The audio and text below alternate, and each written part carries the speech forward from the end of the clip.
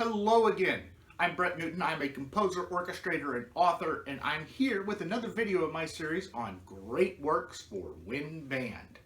Now today, I think we should probably really talk about a piece that is authentically written for the wind band.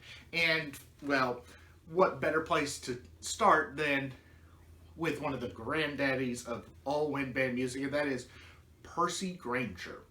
And we're not talking Lincolnshire Posy today, but we're talking about one of my favorite Grainger pieces, and that is the Children's March.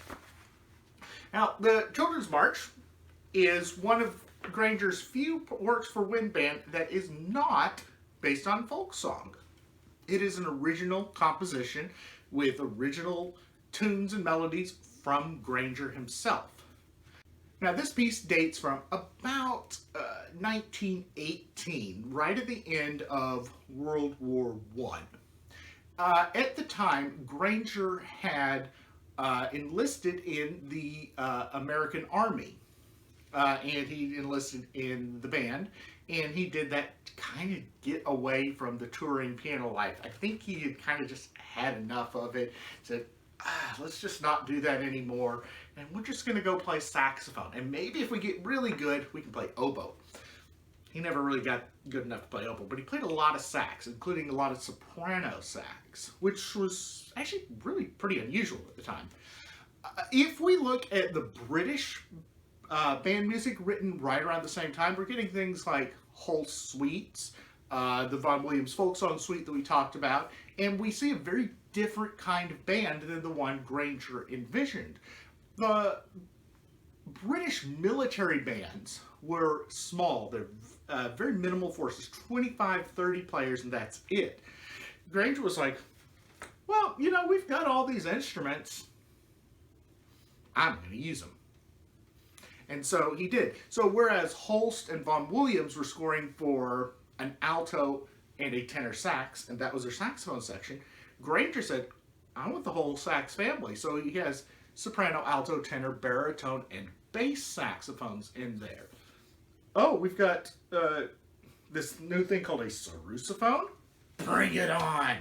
The sarrusophone, if you don't know, is a metal double reed instrument, kind of a cross between a bassoon and a saxophone. It's actually more akin to the oboe family than it is to the bassoon family, but bassoon players claim it. Oh, speaking of oboes, how about a bass oboe?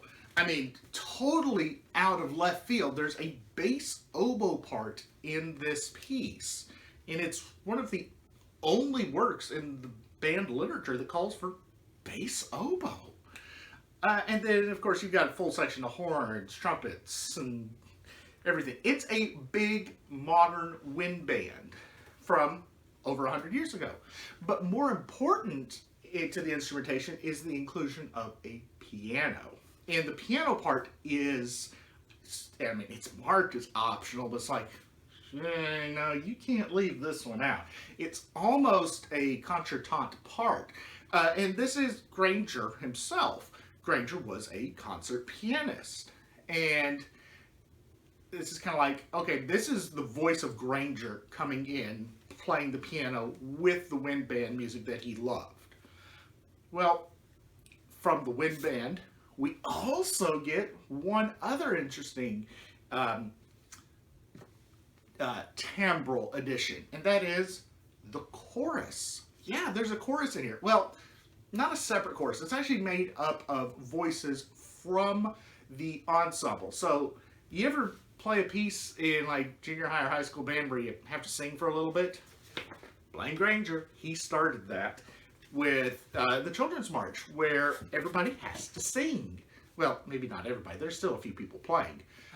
In this case, because it was 1918 and the bands at the time were all male, it is only tenor and baritone bass voices.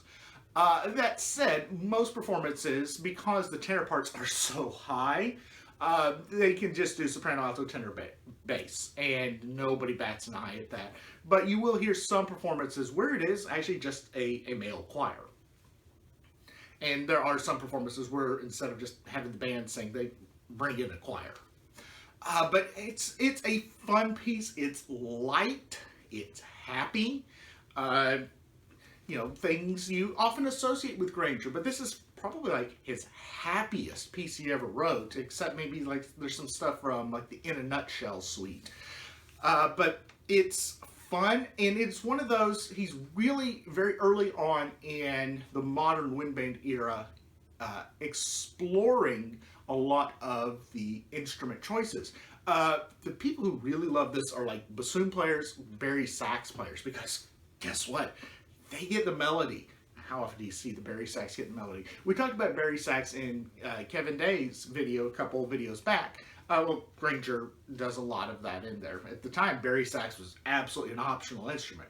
Not so much with Grainger. So, have you played the Children's March? I have a feeling that a lot more people have played the Children's March than some of the other pieces I've talked about. I've played it before. I almost got the chance to play it again last year, except darn, I had a vacation during when the performance was going to be, so I missed out on playing Children's March again. Maybe it'll come up again in another season or so. But let me know what you think, and as always, thanks for watching.